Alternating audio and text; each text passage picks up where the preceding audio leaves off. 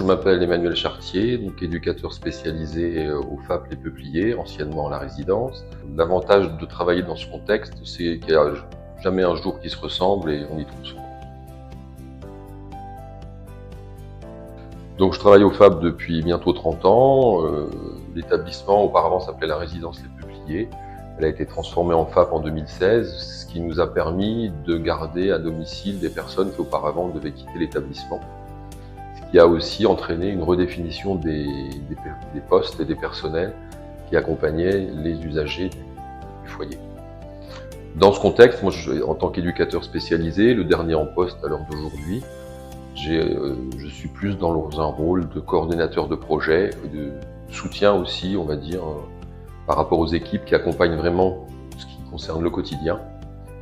Je continue bien entendu à être très présent pour les personnes accueillies, ce qui est quand même mon cœur de métier, c'est aussi la relation éducative et l'accompagnement au quotidien. Mais il y a une autre dimension dans ce travail qui est celui de soutenir et un peu de donner des pistes de travail pour des personnels qui parfois sont vraiment dans l'accompagnement au jour le jour. Et mon travail consiste donc à remettre tout ça en perspective et à distance pour pas se retrouver dans des prises en charge ou des accompagnements trop mécaniques. Je travaille toujours avec mes anciens collègues. J'ai des plages horaires qui sont différentes, mais où je suis en poste en même temps qu'eux. Donc on peut très bien prendre des temps pour échanger sur des situations comme ça, ou des beautés. On parle d'une situation, j'essaye d'apporter un éclairage sur quelque chose qui peut sembler un peu particulier, mais on a aussi des temps qui sont fixés pour la préparation de projets individualisés. Alors, le projet individualisé, c'est quelque chose qui est imposé par la loi, ce qui n'a pas toujours été le cas. Quand on fait un projet, nous on propose un projet d'accompagnement, mais ça se fait bien entendu avec la personne accueillie. On part aussi de ce qu'elle nous dit.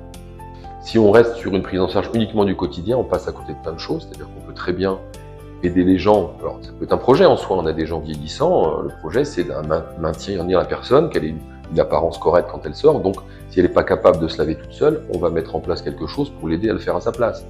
Si elle est capable de le faire, mais qu'elle a beaucoup de mal, il faut qu'on la stimule, on va la stimuler, mais on sera derrière, on sera en appui et en accompagnement. Mais il y a aussi d'autres aspects de la vie sociale, parce que quand vous accompagnez dans un établissement comme celui-là, vous êtes dans la vie quotidienne au sens large, c'est-à-dire que ça, c'est pas que se laver, s'habiller, manger, etc. C'est aussi comment vous participez à la vie de la société, comment vous êtes investi dans la vie quotidienne, dans une vie de quartier par exemple, comment vous avez accès aux loisirs, toutes ces choses qui sont des droits pour tout un chacun, auxquels pendant longtemps les personnes handicapées avaient un peu de mal à accéder. Alors d'aujourd'hui, il y a beaucoup de choses qui sont faites, mais nous on est là pour appuyer tout ça aussi.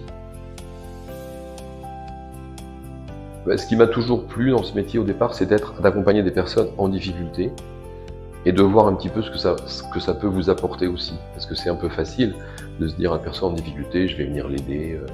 C'est pas tant le problème, c'est qu'en fait, si vous voulez accompagner correctement, il faut aussi avoir un regard sur soi.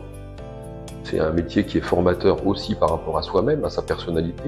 Dans tous les cas, ça apporte à soi-même et ça permet de se remettre aussi en question, même si on a toujours à découvrir, et puis des fois on devrait le faire encore plus. Dans tous les cas, ce métier a cette chance-là, humainement, d'enrichir les personnes qui le font. Enfin, ça a été mon cas pendant 30 ans.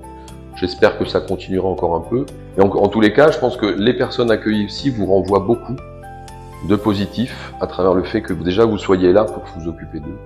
Et je pense que c'est ce qui m'a permis, en tous les cas, de continuer, de travailler dans ce métier. C'est un métier, faut pas l'oublier justement. C'est qu'on a l'impression que ce métier n'est pas considéré comme un métier. Je veux dire.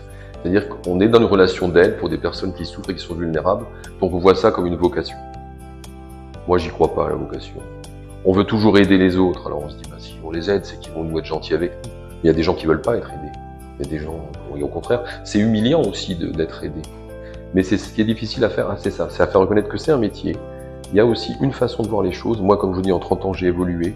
J'ai appris aussi des techniques de relation. J'ai appris aussi que dans certaines situations, quand il y a un conflit, ça se résout d'une certaine façon, pas d'une autre.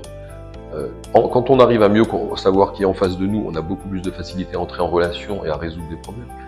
C'est tout ça je pense, qui est important dans ce métier, c'est de défendre le fait que ce soit un métier qui nécessite des qualifications, des qualifications qui s'acquièrent à travers des expériences, à travers une grosse intégration d'apports théoriques, d'apports théoriques, de lecture, de beaucoup de choses, et j'ai envie de dire pas que de théorie et de pratique, on va dire, technique, c'est-à-dire que la psychologie, sociologie, etc., mais aussi de lecture ou de film ou de tout ce qu'on veut.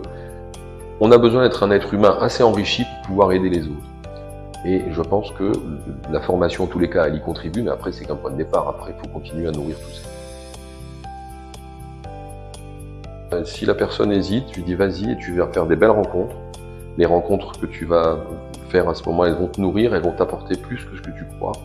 Et je pense que ça t'aidera aussi dans ta vie quotidienne, même quand tu ne seras pas au travail. Pour définir ce métier, je dirais écoute avec tout ton corps, pas uniquement avec tes yeux et tes oreilles, et tu seras un bon professionnel. Il dépend de celui qui passe, que je sois tombe ou trésor, que je parle ou je me taise. Ami n'entre pas sans désir. Quand vous entrez dans un musée, vous allez au musée du Louvre, ça dépend de vous ce que vous allez voir. C'est pas parce qu'on vous dit les gens veulent tous voir la Joconde, alors on fait des photos de la Joconde. La Joconde, elle peut pas vous parler si vous n'avez pas de désir. Si vous êtes ouvert, vous regardez, il y a des choses qui vont vous passer. C'est pour ça qu'il y a des œuvres, des fois, d'art qui peuvent être insignifiantes pour une personne, mais qui vont toucher une autre. Les grandes œuvres, elles touchent beaucoup de monde, c'est ça qui fait la différence. C'est un peu ça. Et je pense que par rapport aux résidents qui sont là, c'est ça aussi.